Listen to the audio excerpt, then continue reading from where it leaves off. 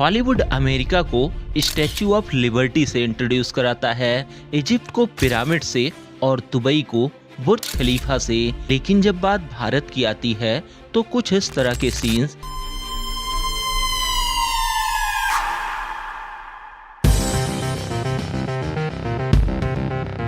Screen पर play करे जाते हैं। हॉलीवुड ने इंडिया की एक टिपिकल स्टीरियोटाइप इमेज बनाकर रखी है कि जब स्क्रीन पर गंदगी से भरे स्लम्स दिखाई दें, कोई अनमैनर्ड आदमी फूहड़ हरकतें करते दिखे, चारों तरफ गरीबी और भुखमरी दिखे, तो समझ जाओ कि अब बात भारत की हो रही है। तो आज हम यही देखेंगे कि हॉलीवुड इंडिया को कैसे दिखाता है और इंडिया की ये इमेज बनी कैसे, और कैसे इसमें अपने यहाँ के बॉलीवुड का ही सबसे बड़ा हाथ है, और किस तरह से चाइना जिसकी इमेज पहले इंडिया जैसी ही थी, उसको अब हॉलीवुड एक डेवलप कंट्री की तरह दिखाता है।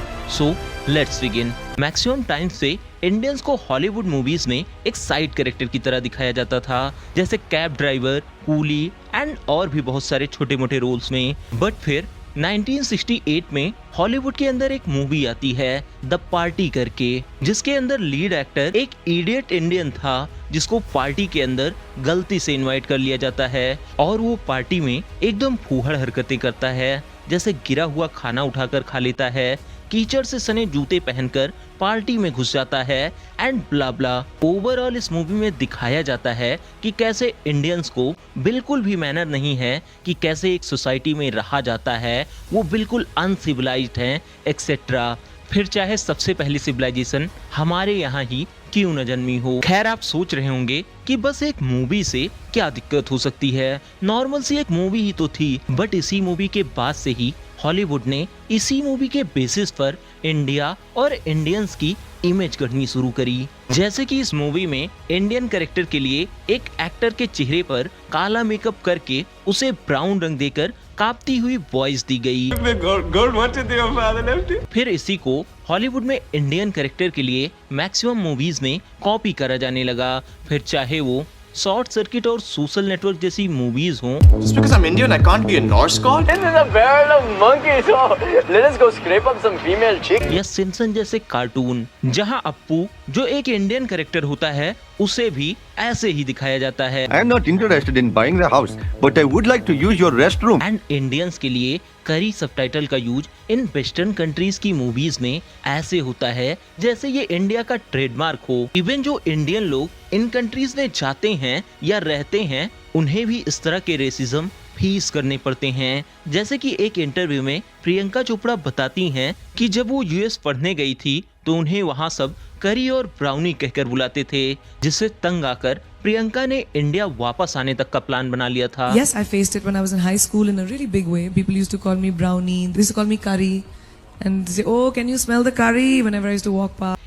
इवन आज के 4-5 साल पहले जापान ने करी पुलिस नाम से एक सॉन्ग रिलीज किया। उसने दिखाया गया कि कैसे करी ना मिलने पर इंडियंस कुछ भी कर सकते हैं। जैसे उस गाने में एक लिरिक्स थी जिसमें इंडियन कैरेक्टर कहता है कि अगर मुझे करी खाने को नहीं मिली तो मैं नंगा होकर नाचूंगा। एंड फिर जब इनको इंडिया का कल्चरल रिप्रेजेंटेशन करना होता है तो ये बस इतना दिखाते हैं कि कैसे इतने मोटर व्हीकल डेवलपमेंट के बाद भी आज भी इंडियंस हाथियों पर सवारी करते हैं। इनकी मूवीज में हमारी सिविलाइजेशन, हमारे भव्य मंदिर और हमारे त्योहारों की डाइवर्सिटी बिल्कुल मिसिंग रहती है। 1983 की ऑक्टोपस जैसी मूवीज में इंडिया को सांप पकड़ने वालों के देश की तरह प्रेजेंट करा जाता है। एंड स्लम्स और भुखमरी तो जैसे इन फॉरेन डायरेक्टर्स के लिए इंडिया का ट्रेडमार्क हो। जैसे कि 1969 में बीबीसी ने फैंटम डॉग करके एक 6 घंटे की डॉक्यूमेंट्री रिलीज करी, जिसमें पूरे टाइम यही दिखाया गया कि कैसे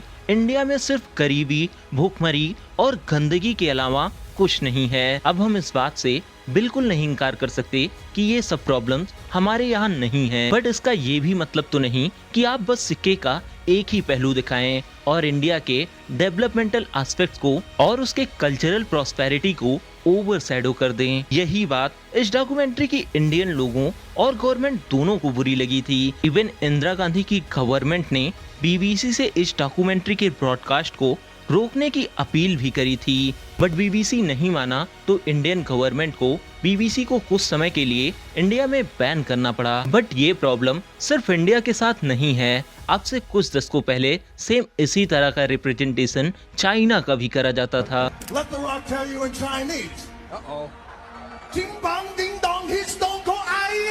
उन्हें भी हॉलीवुड में बैकवर्ड और अनसिविलाइज्ड दिखाया जाता था, उनकी लैंग्वेज का मजाक बनाया जाता था। बट अब उसी चाइना को ये हॉलीवुड टेक्नोलॉजिकली एडवांस और डेवलप कंट्री की तरह दिखाता है, और दिखाए भी क्यों ना। सैम अल्टमैन कहते रह गए कि चैट जीपीटी जैसा मॉडल हमारे सिवा पूरी दुनिया में कोई डेवलप नहीं कर सकता, कर सको तो ट्राई करके देख लो। और फिर चाइना ने एक ही दिन में डीप सीक लाकर पूरा यूएस मार्केट हिला दिया। खैर, अब वापस इंडिया पे आते हैं। अब विदेशों में भारत की इस इमेज का जिम्मेदार सिर्फ हॉलीवुड नहीं है, अगर सही कहें तो इसके लिए मेनली रिस्पॉन्सिबल अपने यहाँ की ही फिल्म इंडस्ट्री बॉलीवुड है। जैसे कि अभी मान लीजिए कि हॉलीवुड चाहता है कि वो इंडिया में कुंभ मेला का रिप्रेजेंटेशन करे, अब वो इसके लिए बॉलीवुड मूवीज को खंगालेगा कि उसने क्या दिखाया गया है। अब उन्हें इन बॉलीवुड मूवीज में मिलेगा क्या कि कुंभ वो जगह है जहां दो सगे भाई आपस में बिछड़ जाते हैं, एक माँ अपना बच्चा खो देती है एंड ब्ला ब्ला। इतने साधु सन्यासी एक साथ एक जगह स्नान करने आते हैं, इतनी बड़ी रिलीजियस गैदरिंग होती है, इसका कोई रिप्रेजेंटेशन कहीं नहीं मिलेगा। तो वो भी कुंभ को दो भाइयों के बिछड़ने वाली जगह के रूप में ही तो दिखाएंगे बस। बट हाँ, अब साउथ की मूवीज लाइक RRR जो ग्लोबली इतनी सुपर हिट हुई,